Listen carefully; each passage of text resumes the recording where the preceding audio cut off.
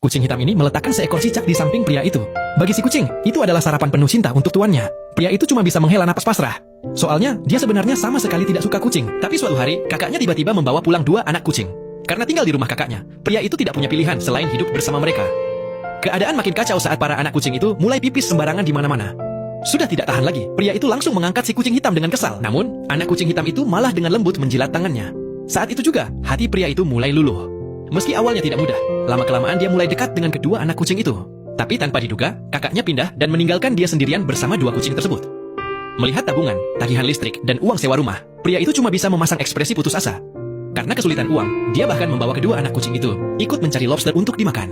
Namun setiap lobster yang berhasil dia tangkap, malah langsung dilepaskan lagi oleh kedua kucing itu.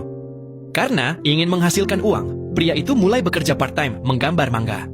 Anehnya, kedua anak kucing itu sangat penurut dan tidak pernah mengganggunya saat bekerja.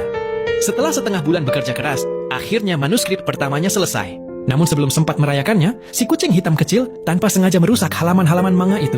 Pria itu hampir saja marah besar, tapi kemudian dia melihat si kucing hitam terbaring lemas di atas meja. Ada yang terasa tidak beres. Dia langsung membawa kucing itu ke rumah sakit. Sayangnya, semuanya sudah terlambat. Kucing hitam kecil itu tidak bisa diselamatkan lagi. Pria itu sangat menyalahkan dirinya sendiri karena merasa belum merawat mereka dengan baik.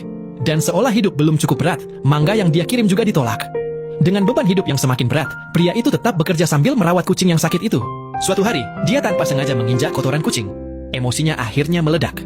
Dengan frustrasi, dia langsung mengangkat si kucing hitam. Tapi mungkin karena mengerti betapa lelahnya pria itu, kucing kecil yang lemah itu tetap berusaha menjilatnya dengan lembut sekali lagi. Melihat itu, pria tersebut langsung menangis hancur.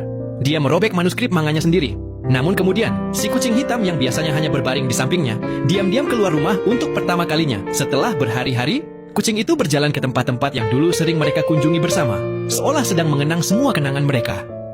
Setelah itu, dia kembali ke rumah dan berbaring tenang di lantai. Pria itu dan anak kucing satunya terus berada di sisinya, berharap keajaiban akan datang. Namun pada akhirnya, si kucing hitam tetap pergi untuk selamanya. Kehilangan itu benar-benar menghancurkan pria tersebut. Setiap hari dia hanya mengurung diri di rumah dan tidur tanpa henti. Sementara anak kucing yang tersisa, hanya dia memperhatikan semuanya. Suatu malam, dalam keadaan setengah sadar, pria itu merasa melihat si kucing hitam lagi. Tapi saat diperhatikan baik-baik, ternyata itu hanyalah anak kucing kecil yang tersisa. Anak kucing itu melompat ke atas halaman manga miliknya. Saat itu juga, pria tersebut teringat kembali pada si kucing hitam dan tiba-tiba mendapatkan inspirasi lagi. Dia mulai menggambar kucing hitam itu di halaman manganya.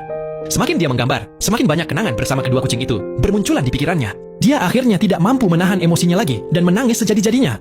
Pria itu menuangkan semua kenangannya tentang si kucing hitam dan anak kucing kecil itu ke dalam manga buatannya. Dan di dalam halaman-halaman manga tersebut, si kucing hitam mungkin akan terus hidup bahagia selamanya.